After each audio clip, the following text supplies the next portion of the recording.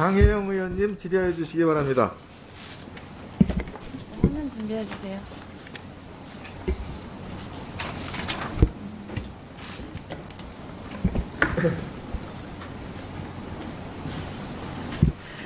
네, 안녕하세요. 정의당 장혜영 의원입니다. 조폐공사 사장님께 질문 드릴게요. 올 초에 조폐공사 비상경영체제 선언하셨죠? 네. 그 직접적인 원인 중에 하나가 이 2020년에 매달 사업에서 150억 원 영업손실 발생했기 때문이죠. 크게 두 가지입니다. 작년부터 그냥 여건 간단하게 대답해 주세요. 제가 드릴 말씀이 많거든요. 네, 불리온 매달하고 두 가지 요인입니다. 네, 근데 불리온 매달에서 150억 영업손실 발생했고 그래서 당기순이익에서 이제 100억 원 손실 있었잖아요. 네. 근데 어쨌든 그 적자가 모 업체가 조폐공사가 발행하는 말씀하신 불리온 매달을 선구매해놓고 정작 대금을 갚지 못해서 생긴 일입니다. 그래서 이 문제를 제가 좀 들여다봤는데 석연찮은 지점이 한둘이 아니에요. 일단은 왜 조폐공사가 굳이 이 업체랑 거래를 시작했는지부터가 합리적으로 좀 설명이 안 되는 게 있다고 생각합니다. 일단은 거래를 시작을 하려면 기본적으로 거래 상대인 회사가 존재해야겠죠. 대답해 주세요. 네. 근데 조폐공사가 제출한 해당 업체와의 계약서를 보시면 첫 거래 날짜가 2016년 7월 7일이에요.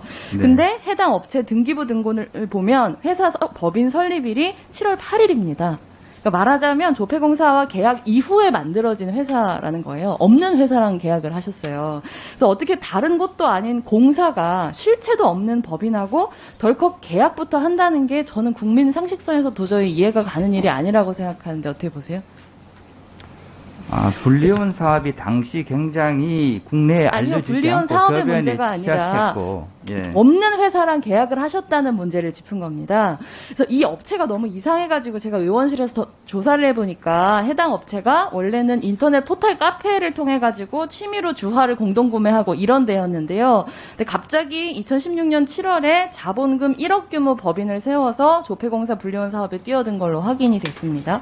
근데 조폐공사가 이 업체하고 첫 거래부터 계약 보증금도 안 받으셨어요. 자본금이 1억인 회사랑 1억 6천 이상의 큰 거래를 하면서도 말이죠. 그래서 제가 왜 그러셨냐고 조폐공사에 여쭤봤더니 국가계약법 50조 6항 4호 얘기를 합니다. 계약 관습에 따라서 보증금 징수가 적합치 아니한 경우라고 대답을 하셨어요. 근데 계약 전에는 만들어지지도 않은 회사랑 계약을 하면서 어떤 관습을 적용한다는 건지 전 납득할 수가 없고요. 그리고 여기 더해서 신생 회사랑 자본금보다 큰 거래를 하면서 미납 금액이 생길 경우에 아주 기본적인 대비책조차 마련하지 않는다? 이거 전혀 합리적인 결정이 아니라고 생각합니다. 그래서 제가 도대체 왜 이 업체하고 거래를 하셨냐고 여쭤봤더니 다른 업체랑 거래했을 때 매출이 별로 안 좋았다. 그래서 해외 거래처가 있는 업체를 발굴했다. 이런 대답을 하셨거든요. 근데 의원실에서 아무리 찾아봐도 이 업체가 해외 거래처하고 얼마나 거래했는지 알 수 있는 자료가 없습니다. 조폐공사에서도 거래 내역까지는 파악을 안 하셨다고 그래요. 그래서 겨우 찾아낸 게 이 사업 제안서 PPT에 딸랑 한 장 들어있는 해외 업체 판매 계획입니다. 근데 이 사업체 요 페이지를 잘 들여보면 또 이상한 점이 있어요. 들여다보시면 이미 2016년 4월에 관련된 얘기를 미국 업체랑 출장 가서 마쳤다. 요런 표현이 있어요. 근데 불리온 사업계획이 조폐공사가 2016년 4월에 냈다는 거 알고 계실 겁니다. 그 말은 이 조폐공사가 무슨 다른 업체랑 계약을 해가지고 매출이 안 좋아서 이런 얘기가 아니라 불리온 사업을 시작하기 애초에 그 이전 단계부터 이 업체하고 교감을 했다는 얘기가 되는 거고요. 이거는 저희 의원실에다가 제출한 그 이전의 조폐공사의 해명을 다 뒤집어 엎는 얘기거든요. 그래서 여쭤보고 싶은 건 불리온 사업 시행 이전부터 조폐공사하고 이 해당 업체 사이에 사업에 대한 교감이 있었던 겁니까? 제가 그런 거는 아닌 걸로 알고 있고요. 아닌 걸로 알고 계시는데 예. 왜 이렇게 4월부터 이 관련된 얘기가 다 됐다는 얘기가 사업 제안서 안에 들어있는 거죠?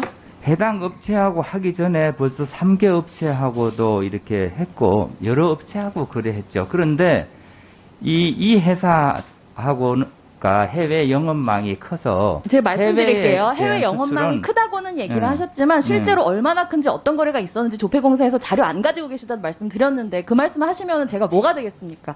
계속 말씀드릴게요. 이 업체가 2016년부터 작년까지 매달 판매량 94%를 수주했어요. 사실상의 독점 공급입니다. 근데 이렇게 석연치 않은 회사에다 일감 몰아주고 대금 제대로 못 받고 그 결과 조폐공사는 경영 위기에 처했습니다. 근데 이런 잘못된 판단 내린 책임자들 정작 제대로 된 징계 처벌 없이 권고사직 시키셨어요. 심지어 법률 자문을 통해서 해당 임원과 업체 사이에 불법적인 유착 의혹 확인해야 하기 때문에 사건 실체 명백히 밝히기 위해서 민형사상의 고소실익 존재한다. 이런 법률 검토 받아놓고도 그냥 뭉개셨습니다. 왜 경영위기를 촉발한 임원들 고소고발 진행하는 대신에 권고사직 시키셨습니까? 해당 임원에 대해서 이제 고의라든가 범이라든가 이런 거에 대한 고의, 그걸 범위 그런 발견할 수 거를 없었죠. 다 그리고, 감안을 예. 하더라도 법률 자문을 통해서 공기업이세요. 이런 자문을 받고도 그런 이유를 가지고 심지어 임원들 고소고발을 진행하기는커녕 권고사직을 시키는 거에 대해서 전 핑계가 되지 않는다고 생각하고요. 이런 식의 내부감사, 셀프감사 이런 걸로 무마할 일이 아니라 저는 명확하게 감사원 감사 그리고 필요하다면은 저희 상임위 차원에서의 고발 검토해야 된다고 생각하고요. 사실 조폐공사에서 이런 사건 한두 번 있었던 게 아닙니다. 그래서 제가 생각하기에는 시대적인 흐름으로 사실상 화폐의 발행률도 떨어지고 있고 뭐 여건 얘기도 하셨지만요. 조폐공사가 무리하게 공사로서의 어떤 존재 이유를 증명하려고 하다 보니까 자꾸 무리한 사업 확장을 시도하게 되는 결과로 이런 일들이 자꾸 발생한다고 보고 특단의 대책이 저는 필요하다고 생각합니다. 한 가지 더 말씀드릴게요. 문재인 정부의 이 공공부문 비정규직의 정규직화 전환 정책의 취지와 목적이요. 비정규직 노동자의 처우 개선입니까? 아니면은 모기업 고위직 성과급 지급 창구 마련입니까? 전자죠. 예. 당연히 반장식 사장님께서는 문재인 정부에서 일자리 수석 비서관까지 하셨던 분이니까 잘 아실 거라고 생각해요. 근데 왜 조폐공사가 설립한 두 개 자회사에서는 거꾸로 하고 계신지 제가 여쭤보고 싶은데요. 공사가 100억 원대 영업 손실을 본 상황에서 비정규직 처우 개선을 위해서 설립된 자회사로 파견을 간 직원이 어떻게 그 자회사에서 4,500만 원 성과급을 받아갈 수가 있습니까? 다른 공공기관들 어떻게 하는지 말씀드릴게요. 당장 옆에 계신 수은에서는 자회사 대표이사를 수은 인사 담당 부서장, 시설관리 담당 부서장이 당연직 무보수 겸직을 하고요. 신보 그 문제만은 LH도 파견 임원은 무급이고요. 모기업에서 임금 지급하니까 당연히 그렇겠죠. 도로공사 성과급 제도의 취지에 비치면 이게 상식적인 판단입니다. 요청드리고 싶은 것은 모기업 파견 자회사 직원의 성과급 당장 폐지하시고요. 자회사 이익은 제도의 취지대로 비정규직 충당 노동 처우 개선을 하시고요. 그리고 자회사로 돌린 정비 업무 수행하는 노동자들이 전환 인사에